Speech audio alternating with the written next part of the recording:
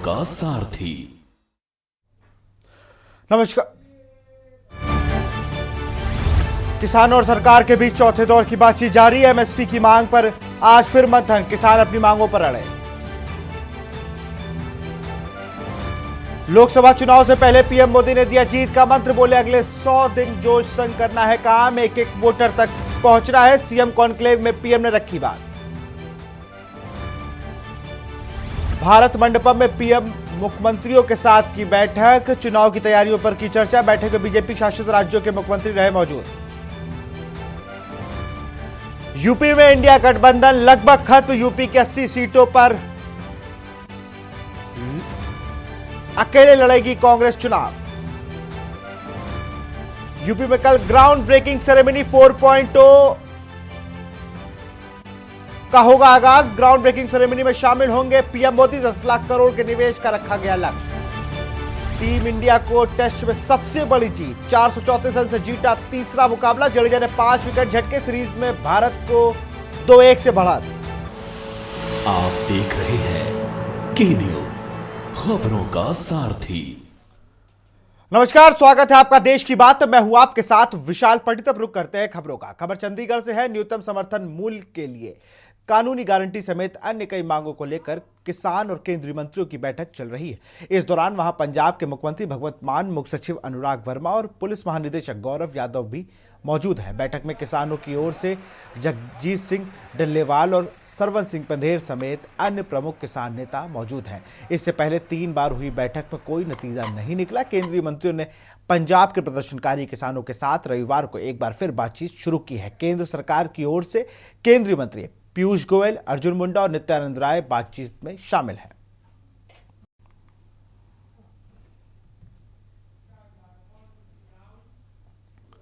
भारतीय किसान यूनियन चंडोली के राष्ट्रीय अध्यक्ष गुरनाम सिंह चंडोली की अगुवाई में ब्रह्मा सरोवर में एक बड़ी पंचायत आज की गई, जिसमें टोल कमेटी, सिख गुरुद्वारा प्रबंधक कमेटी, खाप पंचायत और सभी किसान जाठेबंदियों और जाट समुदाय शामिल हैं। और सभी जाठेबंदियों के प्रधान अपनी अपनी राय दे रहे हैं।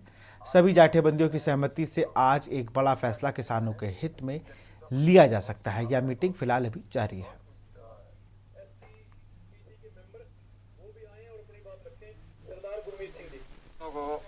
बहुत ज्यादा मेहनत नहीं करनी पड़ेगी।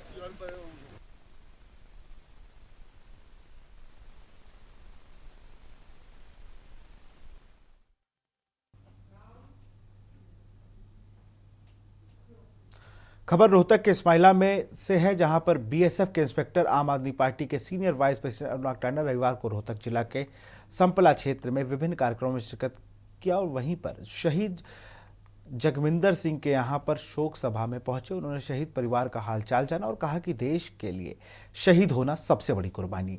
जिस तरीके से दिल्ली और पंजाब में शहीद परिवार को आम आदमी पार्टी की सरकार 1 करोड़ की सम्मान राशि देती है, ठीक ऐसे ही हरियाणा सरकार को भी ड्यूटी पर शहीद हुए जवानों के परिवार के लिए 1 करोड़ रुपए की सम्मान राशि का प्रावधान करना चाहिए।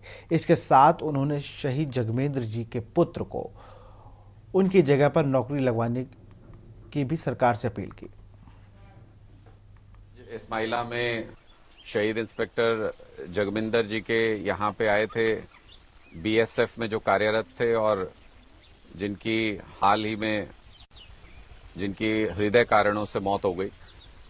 पूरे परिवार के साथ हमारी सांत्वनाएं हैं। पूरे परिवार के साथ हम लोग उनको ढांढस बंधाने के लिए आए थे। यहाँ पे एक मुश्किल क्षण होता है। बच्चे जो हैं वो अभी तक जॉब में नहीं हैं, पढ़ाई पूरी की है और तमाम सारी दिक्कतें परिवार के सामने आती हैं। तो हमने परिवार को ये आश्वासन दिया है, ये सांत्वना दी है कि हम परिवार के साथ इस मुश्किल घड़ी में पूरी मजबूती से खड़े हैं। और हमने बार बार ये मांग की है कि शहीदों के परिवार को किसी भी तरह की कोई दिक्कत ना आए। इसलिए जैसे दिल्ली और पंजाब में जो योजना लागू है कि वर्दी में अगर कोई भी जवान हमारा ऑन ड्यूटी अगर शहीद होता है या ऑन ड्यूटी उसकी मौत होती है तो उसको सरकार की तरफ से उसके परिवार को 1 करोड़ रुपए की सम्मान राशि दी जानी चाहिए, ताकि शहीद के परिवार को कहीं पर भी किसी तरह की कोई दिक्कत ना आए। खबर पानीपत से है। पानीपत में कांग्रेस ने जय जवान जनसभा का आयोजन किया। जनसभा का मुख्य उद्देश्य अग्निपथ योजना को लेकर रहा। कांग्रेस ने जनसभा के माध्यम से अग्निवीरों की ज्वाइनिंग और पहले पैटर्न की तरह आर्मी में 1.5 लाख युवाओं को ज्वाइनिंग देने की मांग की। कांग्रेस ने कार्यक्रम के माध्यम से युवाओं को अग्निपथ योजना की कमियों के बारे में रूबरू करवाया। कांग्रेस ने दावा किया कि अगर केंद्र में कांग्रेस की सरकार बनती है तो हम अग्निपथ योजना खत्म करने का काम करेंगे और पहले की तरह आर्मी में भर्ती करेंगे। कार्यक्रम में मुख्य अतिथि के तौर पर पहुंचे पूर्व सीएम भूपेंद्र सिंह हुड्डा के राजनीतिक सलाहकार रहे। अग्निपथ योजना भारत सरकार ने शुरू की है। सारा देश इससे चिंतित है। ये फौज को कमज़ोर करने वाली योजना है। अग्निवीरों का कोई भविष्य नहीं है। जिस देश की फौज कमज़ोर होगी वो अपनी सुरक्षा कैसे कर सकेगा। ये अभियान बहुत अच्छा किया है। शौर्यवीर जी हरियाणा में इसके कन्वीनर हैं और कर्नल रोहित चौधरी राष्ट्रीय स्तर पर इसको देख रहे हैं। हम इस अभियान में आज भाग लेने के लिए आए। सबको इसमें भाग लेने आए। कांग्रेस अगर शासन में आती है तो क्या ये योजना रद्द की जाएगी? युवाओं को किस प्रकार का मौका कांग्रेस पार्टी की तरफ से दिया जाएगा? कांग्रेस पार्टी के शीर्ष नेतृत्व में पहले ही कह दिया है। क्यों किया गया, फिर भी मैं आपके माध्यम से जनता के समक्ष अपनी बात रखना चाहता हूं। मैं बताना चाहता हूं, जय जवान जो एक कार्यक्रम किया गया आज अनाज मंडी पानीपत में, इसी प्रकार की जनसभाएं हम हर जिले में करेंगे, क्योंकि नौजवानों के लिए, फौज की इज्जत के लिए बड़ा संवेदनशील मुद्दा है। भारत देश की जनता को, हरियाणा प्रदेश की जनता के दिल को छू लेने वाला ये मुद्दा। आज मैं खुद एक नौजवान होने के नाते गर्व से कहता हूं कि आज मैं फौज के इस मुद्दे पर लड़ाई लड़ रहे हैं, हम प्रदर्शन कर रहे हैं। जंतर मंतर पर हम पिछले दिन भूख हड़ताल पे रहे। इस मुद्दे में हम 1.5 लाख नौजवानों की बात कर रहे हैं जिनको जॉब लेटर, जॉब कन्फर्मेशन दी गई। भारत सरकार की तरफ से उनको कमिटमेंट दी गई कि आपको नौकरी मिलेगी और उनको नौकरी से वंचित रखा गया। और इसी बीच जागीर चांपा से खबर आपको बता रहे हैं, जहां मूर्ति को तोड़ने को लेकर बवाल हुआ है। बजरंग दल कार्यकर्ता ग्रामीणों ने चक्का जाम किया है। जांजगीर मार्ग के कटौद गांव में चक्का जाम किया गया है।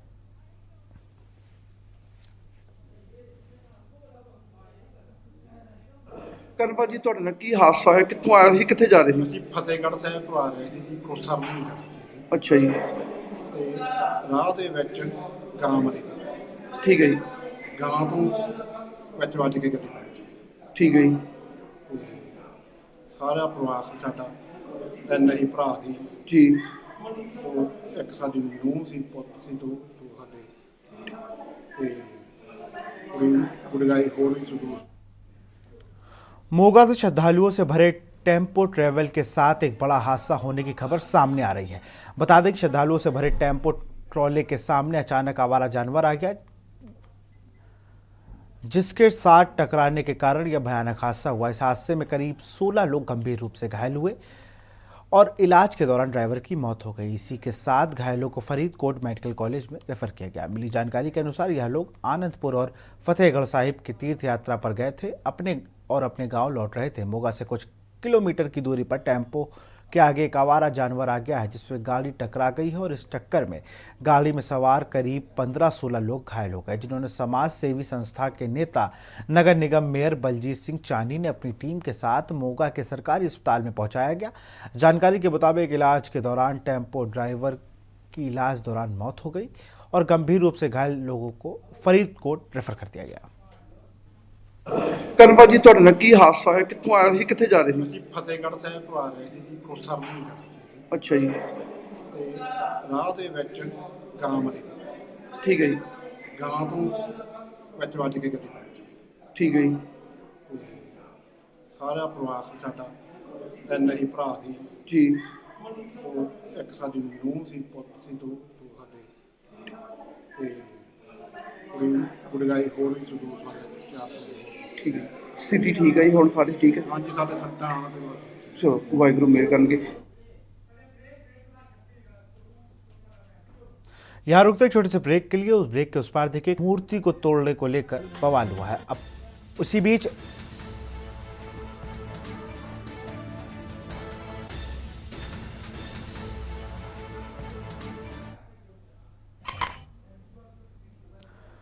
मूर्ति को तोड़ने को लेकर बवाल हुआ है। बजरंग दल कार्यकर्ता ग्रामीणों का चक्का जाम किया है। जांजगीर मार्ग के कटौत गांव में किया गया चक्का जाम। आरोपियों पर कार्रवाई की मांग पर अड़े हैं।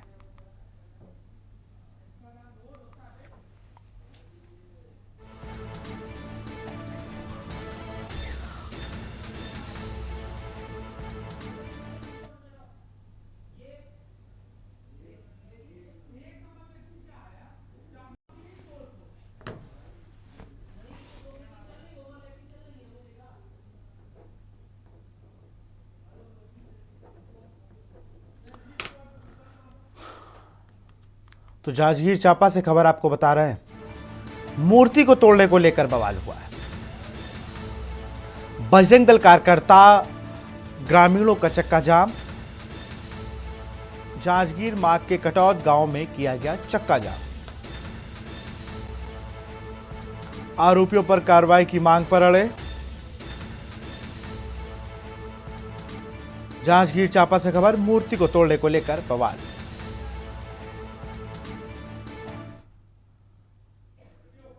छत्तीसगढ़ के बीजापुर जिले में एक दुखद घटना घटी। छत्तीसगढ़ सशस्त्र बल का एक सदस्य गांव के बाजार में माओवादियों के घातक हमले का शिकार हो गया। यह हमला कुटरू पुलिस थाने के अंतर्गत आने वाले एक गांव में सुबह करीब 9:30 बजे हुआ। शहीद कंपनी कमांडर तिजाऊ राम भुआरे की शहादत को पुलिस लाइन में सलामी दी गई। डीजीपी अशोक जुनेजा, आईजी सुंदर राज पी एवं सीआरपीएफ के अधिकारी श्रद्धांजलि एवं सलामी सभा में उपस्थित रहे। सलामी के बाद शहीद के शव को गृहग्राम कांकेर रवाना कर दिया गया।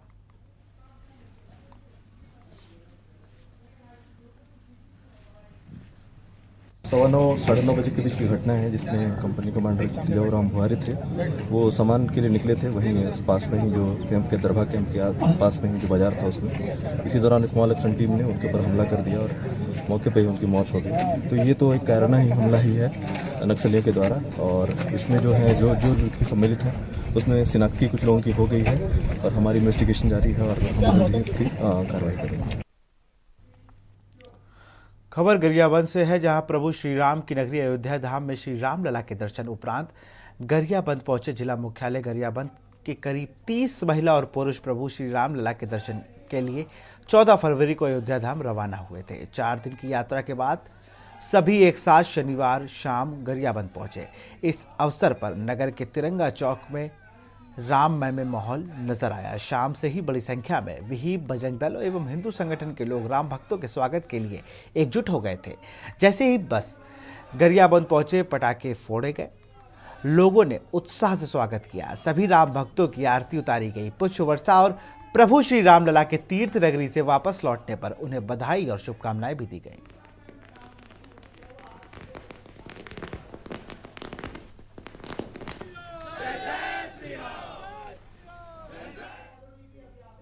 खबर पंखाजुर से है, जहां 47 बटालियन बीएसएफ के द्वारा नक्सल प्रभावित इलाकों के ग्रामीणों में सुरक्षा बलों के प्रति आपसी सद्भाव, विश्वास और मित्रता बढ़ाने के लिए लगातार प्रयास किए जा रहे हैं। इसी कड़ी में दिनांक 18 फरवरी 2024 को 47 बटालियन सीमा सुरक्षा बल के द्वारा पुलिस स्टेशन पंखाजुर के नक्सल प्रभावित गांव घोरा गांव के उच्च स्तर माध्यमिक विद्यालय में सिविक एक्शन कार्यक्रम में एवं निःशुल्क चिकित्सा शिविर का आयोजन किया गया। इस कार्यक्रम में ग्रामीणों को उनकी जरूरत के हिसाब से सामान का वितरण किया गया, जिसमें बर्तन, मच्छरदानी, छाता, कीटनाशक दवा, छिड़कने वाले स्प्रे से पानी की टंकी, शरीर से विकलांग लोगों के लिए 3 पहिए वाली साइकिल एवं छात्रों व गांव के युवाओं को खेलकूद के सामान के साथ स्टेशनरी सामान एवं बीमार और जरूरतमंदों को दवाइयों का वितरण किया गया।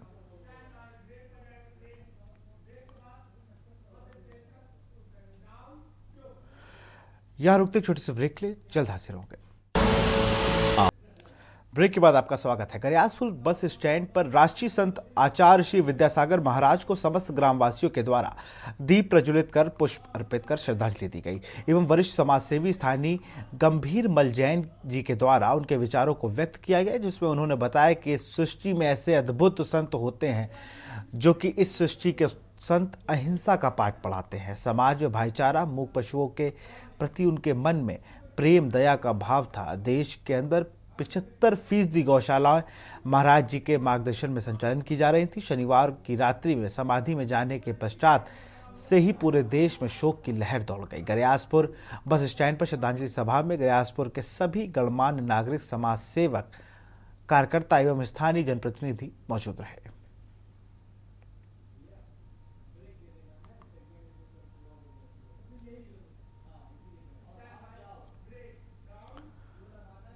यहां रुकते छोटे से ब्रेक ले, जल्द हाजिर होंगे। आप देख रहे हैं के न्यूज, खबरों का सारथी।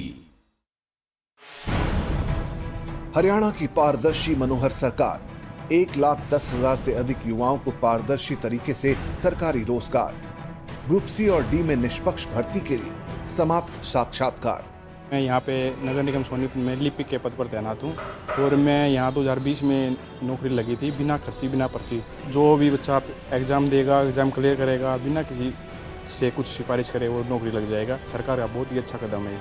मुख्यमंत्री मनोहर लाल के नेतृत्व में सरकारी भर्तियों में बार बार आवेदन और फीस भरने से छुटकारे के लिए एकल पंजीकरण सुविधा, बार बार प्रतियोगी परीक्षा से छुटकारा, कॉमन पात्रता परीक्षा संचालित। नौकरियों में पारदर्शिता होगी, नौकरियों में इंटरव्यू नहीं होगा। अब ग्रुप सी और डी में कोई इंटरव्यू नहीं होगा, हर किसी को उसकी मेरिट के ऊपर नौकरी मिलेगी। डबल इंजन हरियाणा सरकार, ईमानदारी और निष्पक्षता से युवाओं को रोजगार। शादी का किचन महके जहां, गोल्डी किचन किंग मसाले 100% हो वहां। जहां जाए रिश्ते बनाए गोल्डी मसाले। यार Ajay, look at your dad. हम इस उम्र में ऐसे रहेंगे क्या? बिल्कुल रहेंगे, अगर पापा जैसी सही प्लानिंग की तो। पर हमें तो इस एज तक वेट करना पड़ेगा ना। बिल्कुल नहीं, हमने तो अभी इन्वेस्ट किया है LIC के न्यू जीवन शांति में, जो हमें देगा डिफर्ड एन्युइटी, मतलब कुछ साल बाद से regular income. I see। LIC के एन्युइटी प्लान्स दे एन्युइटी ऑप्शंस और नियमित इनकम पाने में फ्लेक्सिबिलिटी भी। LIC हर पल आपके साथ। फरवरी 2018, डबल इंजन की सरकार ने उत्तर प्रदेश को की $1 ट्रिलियन की अर्थव्यवस्था बनाने की शुरुआत। फिर हुई निवेश परियोजनाओं को धरातल पर उतारने की शुरुआत। सुदृढ़ कानून व्यवस्था, इंफ्रास्ट्रक्चर और इन्वेस्टमेंट फ्रेंडली नीतियों से यूपी बना ग्लोबल इन्वेस्टर्स की पसंद। अब उत्तर प्रदेश माननीय प्रधानमंत्री जी के विकसित भारत के संकल्प को कर रहा मजबूत। देश में पहली बार 10 लाख करोड़ से अधिक की 14,000 से अधिक निवेश परियोजनाओं की एक मंच से होने जा रही है शुरुआत। खुलेंगे 34 लाख से अधिक रोजगार के द्वार। देश के यशस्वी प्रधानमंत्री श्री नरेंद्र मोदी जी के कर कमलों से माननीय मुख्यमंत्री योगी आदित्यनाथ जी की गरिमामयी उपस्थिति में ग्राउंड ब्रेकिंग सेरेमनी का शुभारंभ 19 फरवरी को लखनऊ में ऐतिहासिक पल के साक्षी बने। आप देख रहे हैं के न्यूज, खबरों का सारथी। ब्रेक के बाद आपका स्वागत है। खबर कानपुर से है। पुलिस और बदमाशों के बीच मुठभेड़ हुई है। खबर कानपुर से आपको बता रहे हैं, पुलिस और बदमाशों के बीच मुठभेड़। शातिर अपराधी शमशेर के पैर पर लगी गोली। शातिर अपराधी पर दर्ज है 23 दर्जनों मुकदमे। अपराधी शमशेर साउथ जोन से चल रहा था वांछित। अपराधी को घायल अवस्था में अस्पताल भेजा गया। डीएसपी वेस्ट विजय ढूल ने घटना की पुष्टि।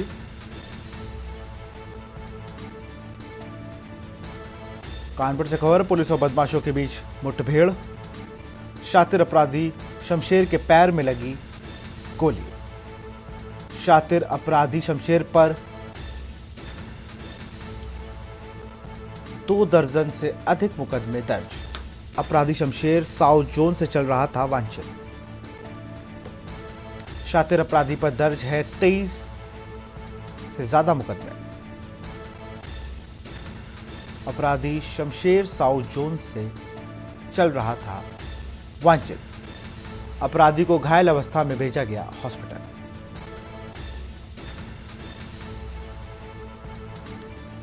डीसीपी वेस्ट विजय ढूल ने की है एनकाउंटर की पुष्टि। कानपुर से खबर, पुलिस और बदमाशों के बीच मुठभेड़।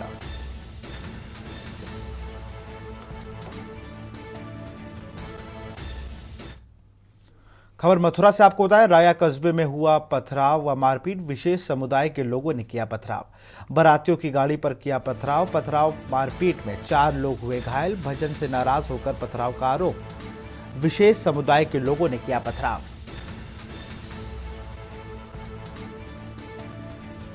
बारातियों की गाड़ी पर किया पथराव मारपीट में 4 लोग हुए घायल। भजन से नाराज होकर पथराव का आरोप लगा। पुलिस ने 4 लोगों को हिरासत में लिया। पकड़े गए लोगों से पूछताछ कर रही है पुलिस। भंकरपुर के गांव से लोहवान जा रही थी बारात। मथुरा से खबर, राया कस्बे में हुआ पथराव, विशेष समुदाय के लोगों ने किया पथराव। राय के पास गांव पड़ता है भंकरपुर, वहाँ से एक शादी के लिए हम आ रहे थे लोहवन। तो अपना एक मोनमेन बहुड़ी क्षेत्र पड़ता है, वहाँ से जो गांव से निकलते हैं तो गाड़ी के निकलने का रास्ता वही है, मेन रास्ता। तो वहाँ से बच्चे जो अपनी गाड़ी में भजन चलाते हुए आ रहे थे। आजकल चल रहा है मेरे घर राम आए हैं करके भजन तेज आवाज़ में चलाते हुए आ रहे थे। तो कम से कम गाड़ी से 3 फीट दूर बच्चा गिरा। 3 फीट दूर गिरा तो जाहिर सी बात बच्चे की चोट नहीं आई होगी। उसके बाद भी आपस वहाँ के लोग जो इकट्ठे हो गए और गाड़ी पर पथराव किया है, महिलाओं से बदतमीजी की है, मेरी चैन लूटी है, मेरे भाई है उसकी चैन लूटी है, बहुत ज़्यादा बदतमीजी की है, मारपीट की है, बच्चों को चोट आई है, महिलाओं से भी बदतमीजी करी गई है। तो कितने लोगों को चोट आई है? हाँ, हमारे 4 लोगों की चोट आई है। थाना राया क्षेत्र में कस्बे में एक बारात की कुछ गाड़ियाँ जा रही थी और उनके द्वारा उनमें से किसी गाड़ी के द्वारा किसी बच्चे को थोड़ा बहुत चोट लगने का मामला आया था, जिसमें कि लोगों ने फिर प्रतिशोध स्वरूप गाड़ियों का कुछ शीशा तोड़ दिया है। इसके संबंध में मुकदमा दायर कर दिया गया है, मेडिकल करा करके जैसा भी होगा। किसी लोगों को हिरासत में लिया गया क्या? सर किसी को हिरासत में भी लिया गया है? देखिए वो तो अब तहरीर के अनुसार है, जो तहरीर के जो है वो लिख करके दे हैं उसके अनुसार कानूनी कार्रवाई की जाएगी। खबर अमेठी से है। केंद्रीय मंत्री व अमेठी सांसद स्मृति ईरानी अपने 4 दिवसीय दौरे पर कल अपने संसदीय क्षेत्र अमेठी पहुंचेंगे। आपको बता दें कि कल सुबह 9 बजे लखनऊ के अमौसी एयरपोर्ट से केंद्रीय मंत्री स्मृति ईरानी बाय रोड अमेठी जनपद पहुंचेंगे। अमेठी जनपद के टीकर माफी में वह भदर ब्लॉक के कई गांव में पहुंचकर जनसंवाद करेंगे। जनसंवाद के साथ साथ केंद्रीय मंत्री व अमेठी सांसद स्मृति ईरानी लोगों से मुलाकात भी करेंगे। इसके बाद केंद्रीय मंत्री व अमेठी सांसद रात्रि विश्राम के लिए मुंशीगंज स्थित HAL कोरवा गेस्ट हाउस पहुंचे।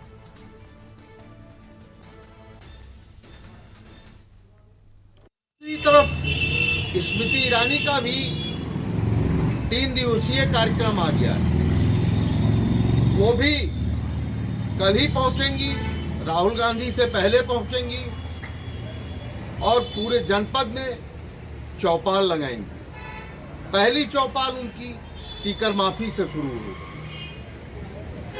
लोगों का सुख दुख जानेंगी और रात्रि विश्राम मुंशीगंज गेस्ट हाउस में करेंगे।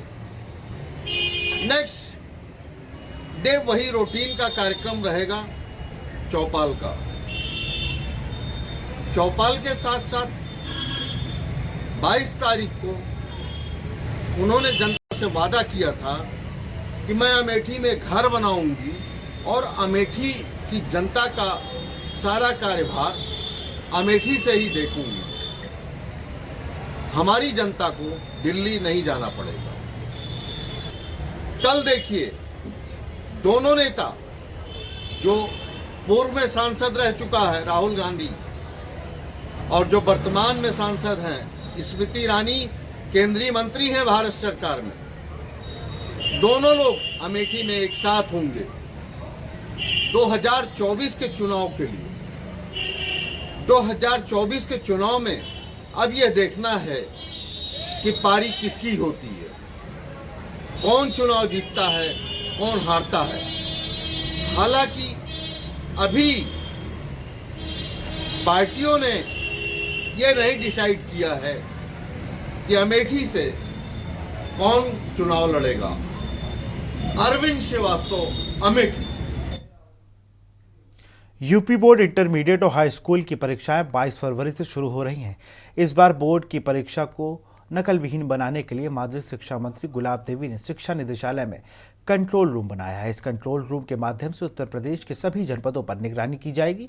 वहीं कंट्रोल रूम का निरीक्षण करते समय के न्यूज़ के संवाददाता से खास बातचीत की और उन्होंने कहा कि यूपी बोर्ड की परीक्षाओं को नकल विहीन बनाने के लिए हर जिले की निगरानी इस कंट्रोल रूम के माध्यम से की जाएगी।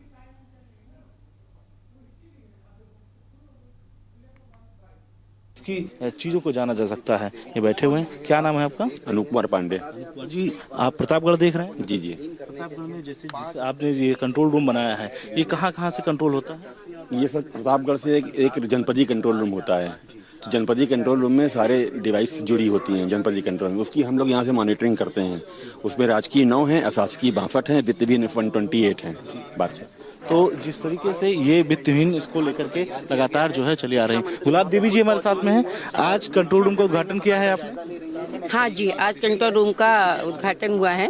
अब मुझे बड़ी प्रसन्नता है कि विगत वर्षों में हमारे सभी अधिकारी परेशान रहते थे, कोई भी स्थायी व्यवस्था नहीं थी। अब यह राज्य स्तरीय कंट्रोल रूम यहाँ पर हुआ है, जिससे हमारे अधिकारी सभी व्यवस्थित रूप से कार्य कर पाएंगे। यहाँ उत्तर प्रदेश के 75 जनपदों के लिए देख रेख के लिए बनाया गया है? जी हाँ, पूरे 75 जिलों के देख रेख के लिए यहाँ पर सारी व्यवस्था है। आप देख रहे हैं कि हर जगह का आपको दिखाई दे रहा है, सारी व्यवस्थाएं सही चल रही हैं।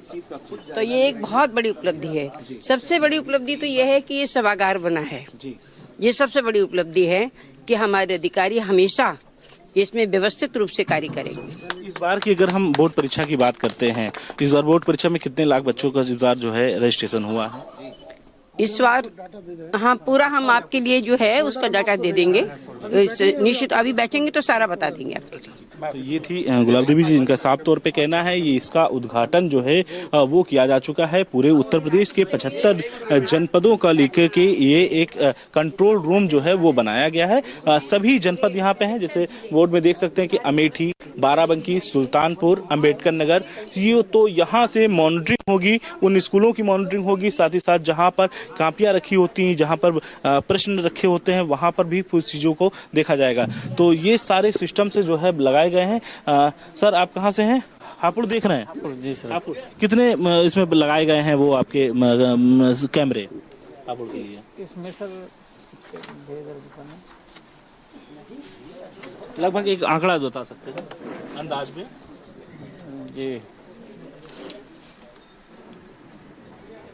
तो फिलहाल जो आंकड़े हैं वो साफ हैं कि कितने आंकड़े बनाए गए हैं। और इसके साथ ही साथ में पूरी शिक्षा मंत्री जो है लगातार जो है यहाँ पर आज उद्घाटन की हैं और मॉनिटरिंग कर रही हैं। साथ ही साथ संवाद भी करती नजर आएंगी, क्योंकि जिस तरीके से उत्तर प्रदेश से सभी जनपदों से लोग जो हैं जुड़े हुए हैं, उनसे वार्तालाप और संवाद भी करेंगे। कैमरामैन रमेश वर्मा के साथ मैं संदीप मिश्रा, के न्यूज़, लखनऊ। यहाँ रुकते छोटे से सारथी।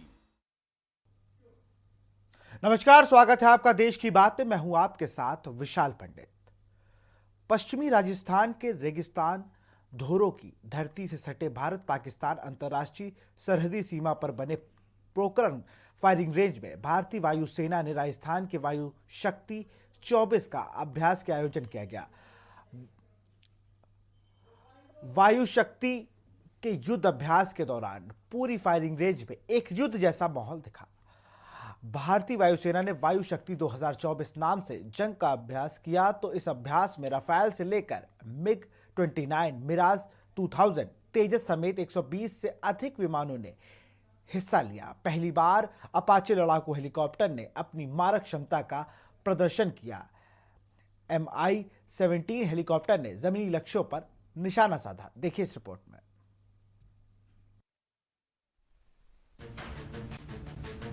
भारतीय वायुसेना ने शनिवार को राजस्थान के पोखरण में फ्रंटलाइन लड़ाकू जेट और अटैक हेलीकॉप्टरों सहित 120 से ज्यादा विमानों के साथ मेगा सैन्य अभ्यास में युद्ध और हमला करने की अपनी शक्ति का प्रदर्शन किया।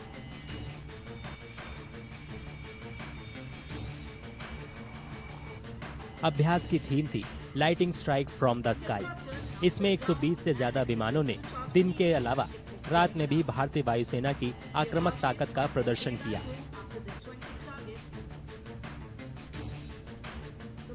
वायु शक्ति अभ्यास में भारतीय वायुसेना ने लंबी दूरी के ड्रोन और एयर टू एयर मिसाइल के साथ साथ M777 अल्ट्रा लाइट हॉविजर तोपों जैसे हथियारों के साथ अपनी बढ़ती ताकत का भी प्रदर्शन किया। भारतीय वायुसेना के अधिकारियों ने बताया कि Rafale, Su-30, MKI, MiG-29, Miraj 2000, तेजस और हॉक सहित लड़ाकू विमानों ने जमीन और हवा में दुश्मनों के ठिकानों पर घातक और सटीक हमला करके उन्हें नष्ट कर दिया। ये हमले कई तरीकों और दिशाओं में किए गए। इसमें कई प्रकार के सटीक हथियारों के साथ साथ पारंपरिक बम और रॉकेट का भी इस्तेमाल किया गया। Since last few years, we have seen induction of many new platforms like Rafales and the LCH. The pilots keep training as a routine every time. However, this is an event which allows them to operate in a combined environment, in a full spectrum environment, and gives them a realistic practice to validate the CONOPS of the Indian Air Force. भारतीय वायुसेना की आत्मनिर्भर भारत के प्रति प्रतिबद्धता को बरकरार रखते हुए स्वदेशी तेजस विमान ने अपनी स्विंग रोल क्षमता का प्रदर्शन किया और एक मिसाइल के साथ हवाई लक्ष्य को नष्ट कर दिया। फिर बमों के साथ एक जमीनी लक्ष्य को निशाना बनाया। And with that, total of 10,000 pounder bombs have been dropped towards the target. Keep your eyes glued towards the and hear the fires. वायु शक्ति अभ्यास में कई हवाई लक्ष्यों को नष्ट करने वाली स्वदेशी वायु रक्षा प्रणालियों आकाश और समर का भी प्रदर्शन किया गया। शाम होते ही Mi-17 हेलीकॉप्टरों के अंदर से गरुड़ कमांडोज ने दुश्मन के ठिकानों को तबाह कर दिया। रात में निर्धारित लक्ष्यों को तबाह करके पहली बार स्वदेशी लाइट कॉम्पैक्ट हेलीकॉप्टर प्रचंड ने अपना दम दिखाया।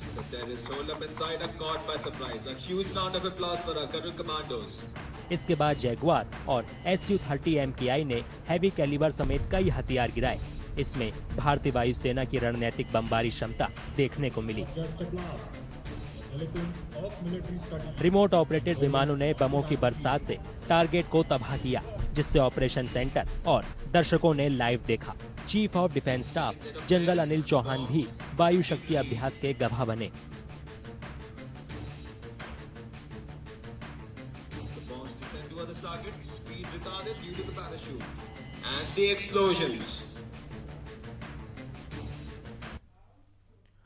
राजस्थान में अजमेर के पास पुष्कर सरोवर दुनिया भर में मशहूर है। इस तीर्थ में नहाने के लिए 52 घाट हैं, लेकिन सरोवर की गंदगी और सफाई का अभाव चिंता का विषय है। लोगों का कहना है कि सरकार ने बेशक स्मार्ट सिटी प्रोजेक्ट शुरू किया, लेकिन इसका काम बेहद धीमी गति से चल रहा है। लोगों ने मांग रखी है कि किशनगढ़ में बने हवाई अड्डे से ज्यादा उड़ान संचालित होनी चाहिए। क्या है अजमेर की जनता का मूड और क्या है अजमेर की जनता के मुद्दे, देखिए इस रिपोर्ट में। राजस्थान में अजमेर के पास पुष्कर सरोवर दुनिया भर में मशहूर है। इस तीर्थ में नहाने के लिए 52 घाट हैं, लेकिन सरोवर की गंदगी और सफाई का अभाव चिंता का विषय है। लोगों का कहना है कि 2024 लोकसभा चुनाव के दौरान इस मुद्दे पर ध्यान देना चाहिए। अजमेर के जो सांसद थे 5 साल हो गए, वो कहीं नजर नहीं आए। अगर मैं बात करूँ विकास की बात, तो विकास तो कहीं नजर नहीं आ रहा है। इनके कार्यकाल के अंदर कोई नज़र नहीं आया। मैं पुष्कर धरोहर की बात कर रहा हूँ, पुष्कर सरोवर की बात कर रहा हूँ कि एक तरफ ये धर्म की आस्था को लेकर एक पूरा माहौल बनाया हुआ है, लेकिन उस धर्म के हिसाब से बात करता हूँ तो पुष्कर सरोवर में जो गंदा पानी आता है उसके लिए रोकथाम के लिए ऐसा कोई उचित कदम उठाया नहीं सरकार ने। लोगों का कहना है कि सरकार ने बेशक स्मार्ट सिटी प्रोजेक्ट शुरू किया, लेकिन इसका काम बेहद धीमी गति से चल रहा है। पुष्कर सरोवर को लेकर जो गंदगी, बार बार सीवरेज का पानी जो उसमें जा रहा है, उसको लेकर कांग्रेस सरकार जो पिछली थी वो भी बहुत उसके लिए काम करना चाहती थी। इससे पहले कई राजनेताओं और भाजपा और कांग्रेस दोनों सरकारों ने कहा कि सीवरेज का पानी पुष्कर सरोवर में नहीं जाना चाहिए। उसके लिए डीपीआर भी उन्होंने तैयार कराई है, लेकिन ये काम बड़ा धीमी गति से है। श्रद्धालुओं की आस्था वहाँ बहुत ज़्यादा है। इसको देखते हुए सरकार को तुरंत इसमें कार्रवाई करनी चाहिए। लोगों ने मांग रखी कि किशनगढ़ में बने हवाई अड्डे से ज्यादा उड़ान संचालित होनी चाहिए।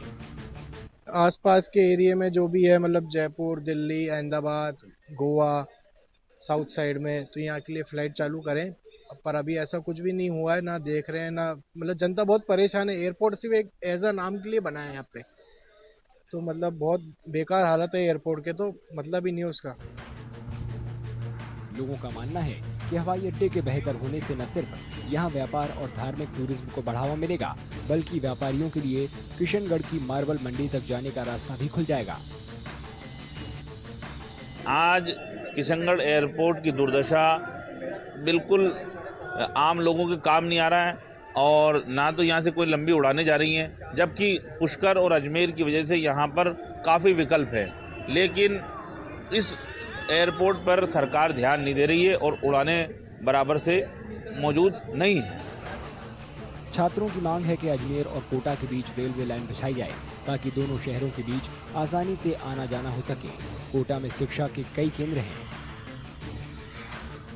18वीं लोकसभा के सदस्यों को चुनने के लिए आम चुनाव अप्रैल मई में होने के आसार हैं।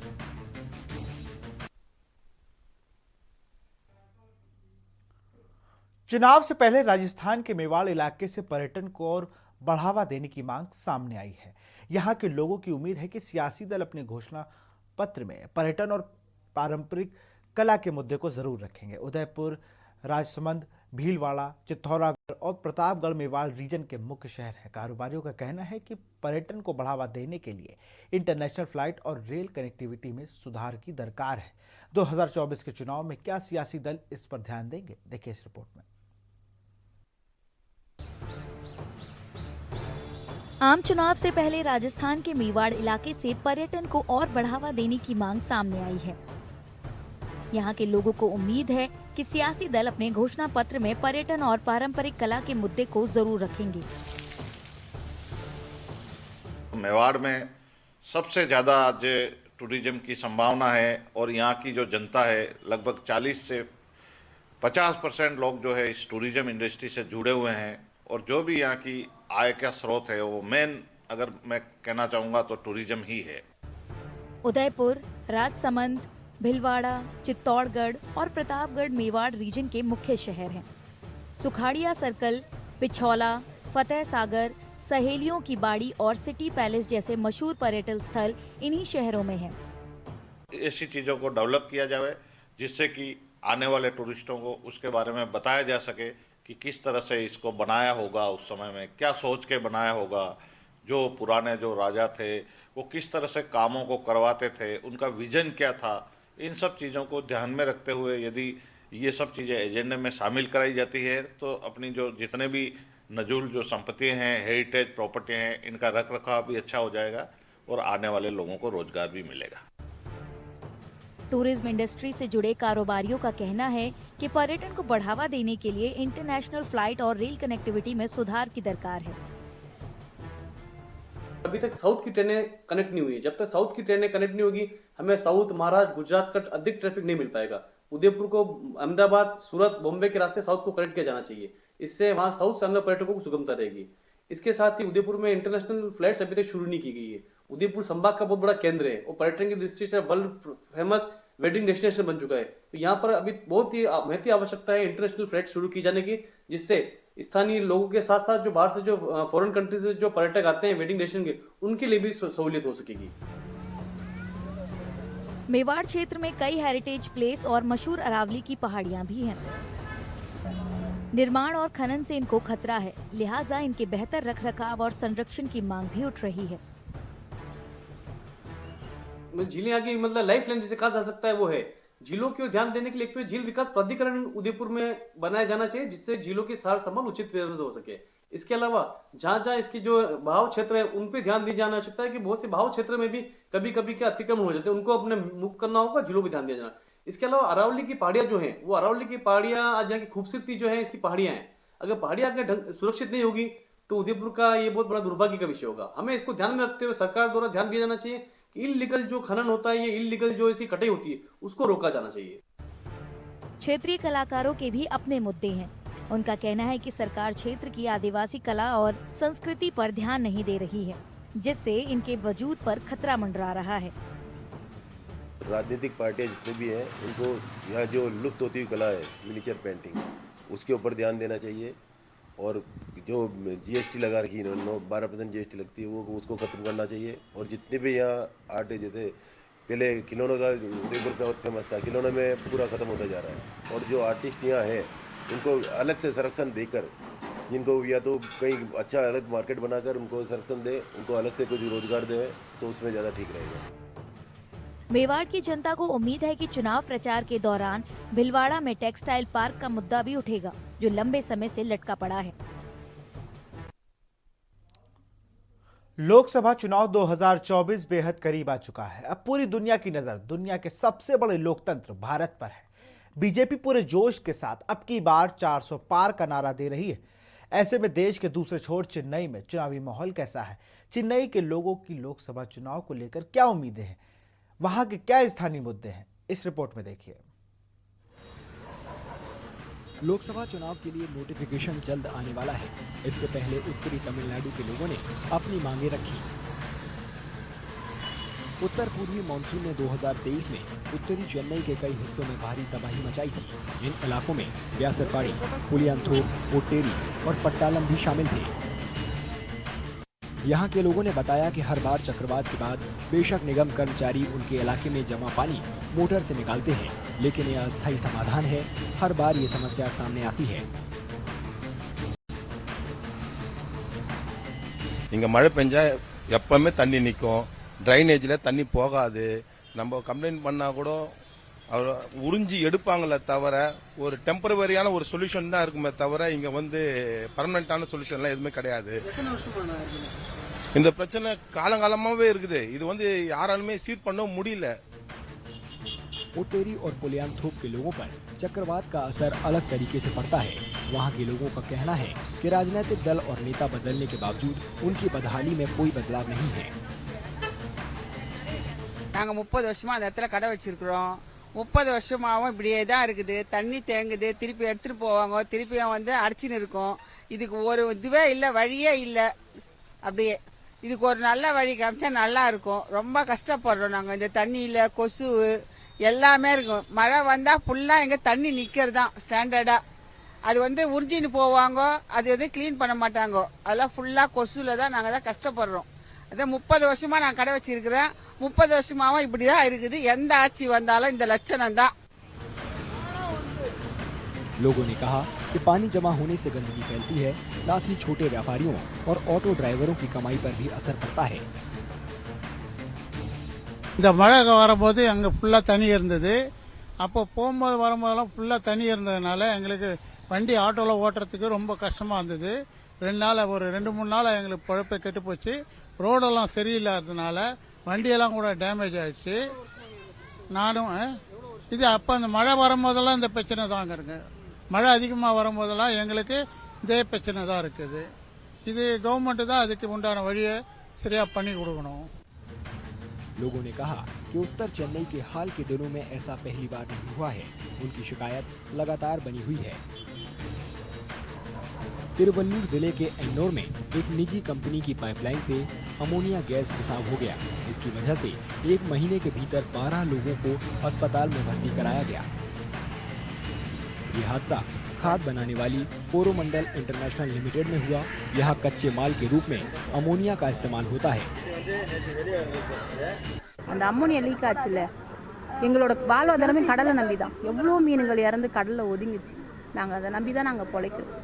நாங்கள் நஷ்ட ஈடுக்காகவும் இது பண்ணலை, எதுக்காகவும் பண்ணல. ஒரு நாள் போய் உழைச்சேன்னா என் பிள்ளைங்களை காப்பாற்றுப்பேன். என் பிள்ளைங்களுக்கான வருமானத்தை எங்கள் வீட்டுக்காரங்க சம்பாதிச்சு. இந்த கம்பெனினால எங்களோட எதிர்காலம் வீணாகக்கூடாது, என் பிள்ளைகளோட எதிர்காலம் வீணாகக்கூடாது. நிறைய பேர் உடம்புல உபாதைகள் நிறைய வந்துருக்கு. तिरुवल्लूर के लोगों की शिकायत है कि सरकार ने अब तक अमोनिया गैस रिसाव या तेल रिसाव का कोई हल नहीं निकाला है। उन्होंने संसदीय चुनावों का बहिष्कार करने की भी चेतावनी दी है। நாங்கள் எல்லா ஓட்டு புத்தும் மூடிடுவோம். ஓட்டெல்லாம் கேட்க வந்தாலும் அவங்கள ஒன்றும் சொல்ல மாட்டோம். நாங்கள் ஓட்டு புத்து மூடிட்டு ஓட்டு யாருக்கும் போட மாட்டோம். எங்களுக்கு இது தீர்வு காணா நாங்கள் யாருக்கு நினைக்கிறோமோ அவங்களுக்கு ஓட்டு போடுவோம். இது தீர்வு காணாத யாருக்குமே ஓட்டு போட மாட்டோம். நீங்கள் எப்படியா நாசமாக போங்க, நாங்கள் வாழ்ந்துக்கிறோம். இதுக்காக படிச்சுட்டு வரீங்க. பாமர மக்களை பாருங்க. மீனவன் நீ சொல்கிறீங்க மீனவன் தான் மிலிட்ரியில் ஃபஸ்ட் இடத்துல இருக்கிறான்னு. அந்த மீனவன் என்ன பண்ணுறீங்களா? இப்போ கூட புயல் வந்துச்சு. அப்போ எத்தனை பேரை காப்பாற்ற தெரியுமா? நாங்கள் மீனவன் நாங்கள் உயிர் இருந்தால் தானே அவங்களை காப்பாற்ற முடியும். இந்த ஆயிலால் நாங்கள் செத்துட்டாக்கா முடிஞ்ச அளவுக்கு சிஎம்மாக இருக்கட்டும் அமைச்சராக இருக்கட்டும் முடிஞ்ச அளவுக்கு சிபிஐ போராடி எங்கள் வாழ்வு உரிமை பெற்றுக் கொடுங்க. நாடாளுமன்ற தேர்தல் வரப்போகுது. நாடாளுமன்ற தேர்தலுக்கு தான் ஒரு இது வச்சுருக்கோம். என்னன்னாக்கா இப்போ இதுவும் இல்லாத அம்மோனியா வேற கசிவு ஏற்பட்டுருக்குங்களா. அம்மோனியா கசிவுக்கு இதோட 51வது நாள் போராட்டம் அங்கே போயின்னுக்குது பெரியகுப்பத்தில் டோட்டலாக உயிருக்கு பயந்து உயிர் சாவுற நிலைமைக்கு போனதுனால எங்களுக்கு தெரிஞ்சு அநேகமாக இந்த 33 கிராமமும் நாடாளுமன்ற தேர்தலை அவாய்ட் பண்ணுவோன்னு நினைக்கிறேன். आप देख रहे हैं के न्यूज, खबरों का सारथी। ब्रेक के बाद आपका स्वागत है। मध्य प्रदेश के छिंदवाड़ा में लहसुन की बढ़ती कीमतों के मद्देनजर किसान अब उपज की सुरक्षा के लिए एक नए उपाय को अपना रहे हैं। वह अपने खेतों में सीसीटीवी कैमरे लगा रहे हैं। बाजार में लहसुन की कीमत आसमान छू रही है, जो अब तक उच्चतम स्तर 400 से 500 रुपए प्रति किलोग्राम तक पहुंच गई है, जिससे किसान खुश भी है और परेशान भी। लेकिन लहसुन की कीमतों में उछाल बदनूर के किसान कुछ ज्यादा ही परेशान है। इस रिपोर्ट को देखिए। देश के कई हिस्सों में लहसुन की कीमत लगातार बढ़ रही है, लिहाजा लहसुन उगाने वाले किसानों के लिए उनकी फसल बेशकीमती बन गई है। अब मध्य प्रदेश के छिंदवाड़ा में लहसुन की चोरी के डर से किसानों ने अपने खेतों की निगरानी के लिए सीसीटीवी कैमरे लगाए हैं। कोई चीज़ महंगी होती है ना, तो उसकी चोरी होने का और उसमें नुकसान होने का भी डर उतना ही बढ़ जाता है। तो किसानों के बीच में ये मनसा बनी कि चलो एक बार उनको पता चला कि अपने इधर से भी सीसीटीवी लग रही है, तो वो बोले कि एक बार हमको सीसीटीवी लगवा के दिखाओ। एक किसान के यहाँ जब हमने सीसीटीवी लगाया और उसका रिजल्ट ये हुआ कि कोई भी नुकसानी उसके यहाँ किसी प्रकार की क्षति उसके बाद से नहीं हुई। कैमरे लगाने से फ़ायदा ये है कि अपन चोरी को बचा सकते हैं। जो अपने लेबर लोग बैठे हैं काम नहीं कर रहे हैं उनको देख सकते हैं। किसी ने कुछ चोरी कुछ हादसा हो जाए ये सब चीज़ों को अपन निगरानी देख सकते हैं। और जो चिल्लर चोरी है वो बंद हो जाती है सर। बड़ी चोरी तो वैसे भी नॉर्मल कम होती है, लेकिन चिल्लर चोरी भी बच जाती है अपने कैमरे लगाने से। है तो 10-20 हज़ार का खर्चा, लेकिन बहुत बचत है। लहसुन में कितना अभी मुनाफा लगभग इस बार मिल रहा है लोगों को किसानों को? सर एकड़ पे लगभग किसी का यूरेज कम है तो 5 लाख से 10 लाख रुपए पर एकड़ कम से कम जा रहा है। सीसीटीवी कैमरे सोलर एनर्जी से काम करते हैं। उनमें अलार्म सिस्टम लगा होता है। किसी भी संदेहास्पद गतिविधि पर अलार्म बजने लगता है और किसान सचेत हो जाते हैं।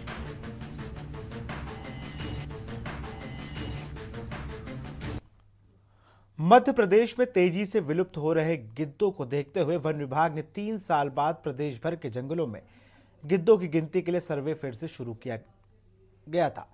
वन कर्मियों ने गैर सरकारी संगठन के सहयोग से राज्य के 33 जिलों में 900 वन क्षेत्रों को कवर किया गया है। अकेले इंदौर वन मंडल में 25 स्थानों पर 30 से अधिक वन कर्मी शामिल थे। यह गतिविधि 2 दिन तक चल रही है, जिसमें 155 प्रजातियों का पता चला है। देखिए इस रिपोर्ट में। मध्य प्रदेश के जंगलों में गिद्धों की गिनती का काम शुरू हो चुका है।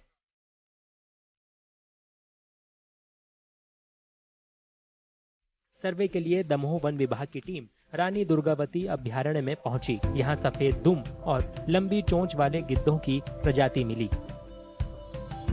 हाँ, पूरे मध्य प्रदेश में गिद्धों की गणना आज से शुरू है। 16, 17, 18 में लगातार की जाएगी। सुबह 7 बजे से लेकर 8:30 बजे तक यह कार्यक्रम चलता है। आज इसमें हमने पूरे जिले में गिद्धों के रहवास स्थल आइडेंटिफाई किए हैं, जिसमें 2 प्रकार की प्रजातियां हमें यहाँ पे मिली हैं। व्हाइट रम्ड और लॉन्ग बिल्ड प्रजाति मिली है।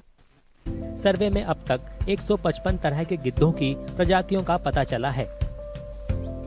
मुझे तो यह लग रहा है कि इस साल काफी मात्रा में यहाँ पर गिद्ध मिल रहे हैं और उनकी संख्या भी इस साल बढ़ेगी, क्योंकि जो डाइक्लोफेन का इस्तेमाल जानवरों में किया जाता था पालतू मवेशियों के लिए, किसान और दुग्ध उत्पादक जो है इसका करते थे, तो अवेयरनेस की वजह से शायद उसमें कमी आई है। पिछले कुछ सालों से गिद्ध लगातार लुप्त होते जा रहे हैं। ऐसे में मध्य प्रदेश सरकार की ये मुहिम काफी मायने रखती है, क्योंकि जंगल की सफाई में गिद्धों का अहम योगदान होता है।